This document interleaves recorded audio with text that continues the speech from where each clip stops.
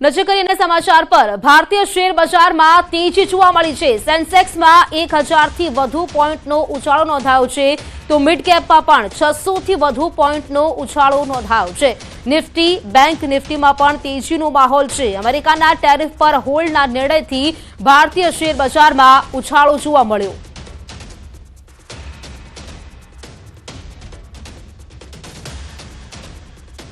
અને હવે વાત મોસમ બદલશે મૂડ।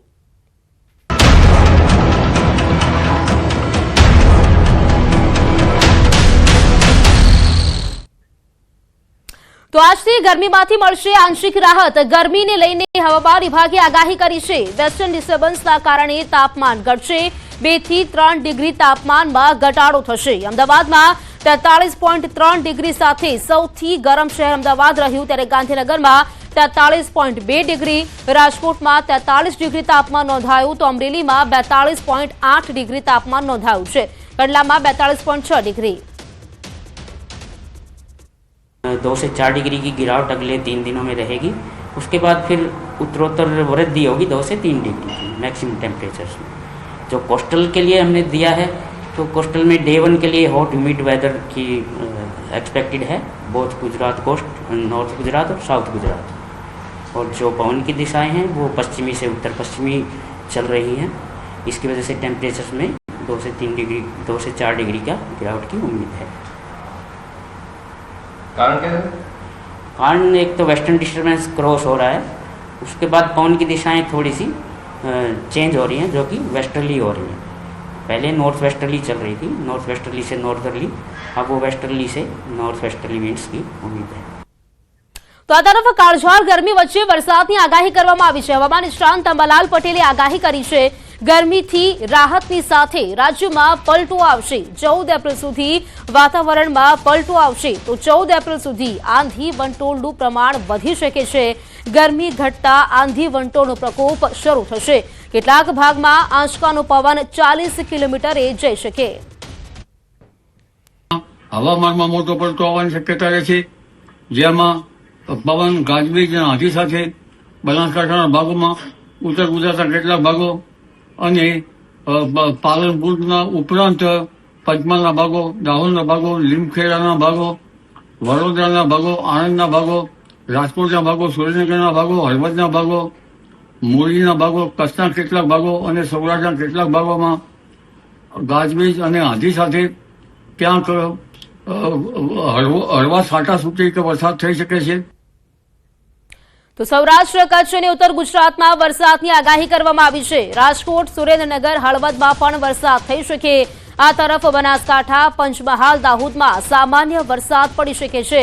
વડોદરા, આણંદ સહિતના શહેરોમાં વરસાદ પડશે તેવી આગાહી કરવામાં આવી છે। 14માં હવામાનમાં પણ ઘણો પલટો આવશે। ભારે આંધી વંટોળનું પ્રમાણ વધશે અને સામાન્ય રીતે મધ્ય ગુજરાતના ભાગોમાં, અમદાવાદ, ગાંધીનગર વગેરે ભાગોમાં પણ પવનનું જોર રહેશે અને કેટલાક ભાગમાં સામાન્ય પવન 10 કિલોમીટરનો અને આંચકાનો પવન લગભગ 40 કિલોમીટર પ્રતિ અવરનો રહેવાનો।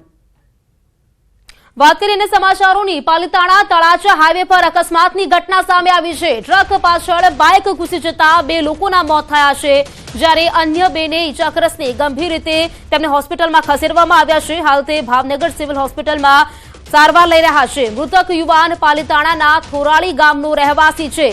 આ બનાવના પગલે પરિવારમાં શોકનું મોજું ફરી વળ્યું છે। ઘટનાને લઈને પાલિતાણા પોલીસ દ્વારા વધુ કાર્યવાહી હાથ ધરવામાં આવી છે।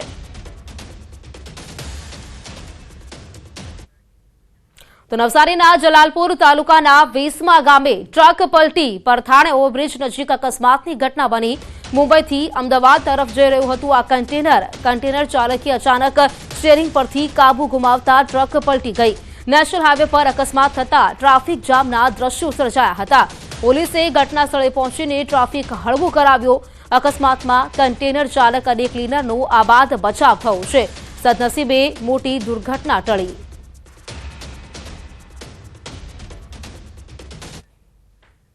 કચ્છમાં પ્લેન ક્રેશ થવાની અફવાથી તંત્ર દોડતું થયું. ભુજના નારણપરમાં પ્લેન ક્રેશ થયો હોવાનો ફોટો સોશિયલ મીડિયા પર વાયરલ થયો હતો. ઘટનાને લઈને માનકુવા પોલીસે તપાસ હાથ ધરી હતી. પોલીસે સ્થળ પર કરતા બનાવ અફવા હોવાનું જાણવા મળ્યું હતું. વાયરલ થયેલ ફોટોનું પ્લેન સુડાનના જોંગલી શહેરનું હોવાનું સામે આવ્યું છે. પોલીસે અફવાઓથી દૂર રહેવા અને ખોટા મેસેજ સોશિયલ મીડિયામાં વાયરલ ન કરવા માટે અપીલ કરી છે.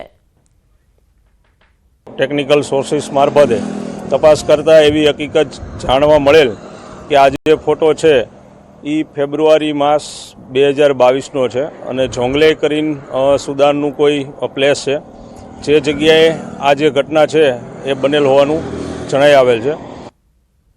ભાવનગર શહેરના રૂવાપરી રોડ પર મારામારી અને બબાલ મામલે પોલીસે કડક કાર્યવાહી કરી છે. પોલીસે આરોપીઓની ધરપકડ કરી 12 લોકો સામે ગુનો નોંધ્યો છે.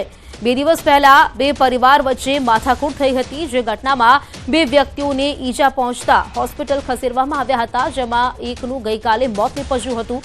ગઈકાલે થયેલી મારામારીની ઘટનામાં આરોપીઓના આશરે 3 જેટલા મકાનો અને એક રિક્ષામાં આગ લગાવીને તોડફોડ પણ કરવામાં આવી હતી.